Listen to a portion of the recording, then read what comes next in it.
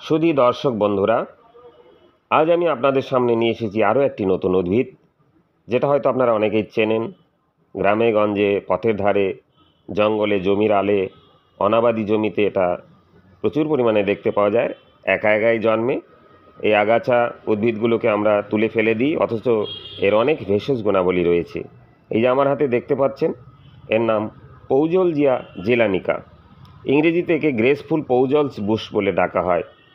ভারতের আসাম রাজ্যের মানুষ এটাকে বোরালি বকুয়া নামে ডাকেন।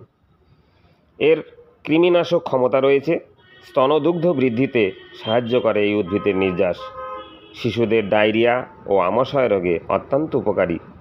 এছাড়া গ্যাংগ্রিনাস ঘা, গনোরিয়া ও সিফিলিস রোগে অত্যন্ত কার্যকরী এই উদ্ভিদের নির্যাস। এটি ডায়াবেটিক রোগেও বেশ উপকারী। ছত্রাকজনিত চর্মরোগে এটি সুফলদায়ক। এর মধ্যে থাকা রাসায়নিক উপাদান ক্যান্সার রোগেও ভালো কাজ করে বলে বর্তমান গবেষণায় জানা গেছে। তো প্রিয় দর্শক বন্ধুরা, আজ আমরা পৌজলজিয়া জেলানিকার ভেষজ গুণাবলী বিস্তারিতভাবে জেনে নিলাম। এই পৌজলজিয়ার আরও অনেক প্রজাতি রয়েছে, যেমন পৌজলজিয়া ইন্ডিকা, পৌজলজিয়া হিটা। এই প্রজাতির পার্থক্য বিশেষে এদের মধ্যে কিন্তু গুণাবলীরও তফাৎ রয়েছে। কাজেই সঠিক উদ্ভিদটি চিনে নেওয়া আমাদের একান্ত প্রয়োজন। কোনো রোগের নিরাময়ে ওষুধ হিসাবে একে ব্যবহার করতে হলে অবশ্যই বিশেষজ্ঞ ডাক্তারের পরামর্শ নিয়ে তবেই ব্যবহার করা উচিত।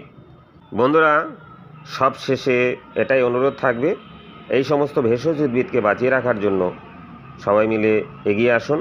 চলুন আমরা এই সমস্ত ভেষজ উদ্ভিদকে সংরক্ষণের মাধ্যমে কঠিন এবং দুরারোগ্য ব্যাধিকে খুব সহজেই প্রতিরোধ করার জন্য একটা নতুন স্বাস্থ্য ব্যবস্থা বা চিকিৎসা ব্যবস্থা গড়ে তুলি। সবাই ভালো থাকুন, সুস্থ থাকুন। ইউটিউব চ্যানেল এপিডি রেচে দেখুন ভেষজ উদ্ভিদের নানান ভেষজ গুণাবলী।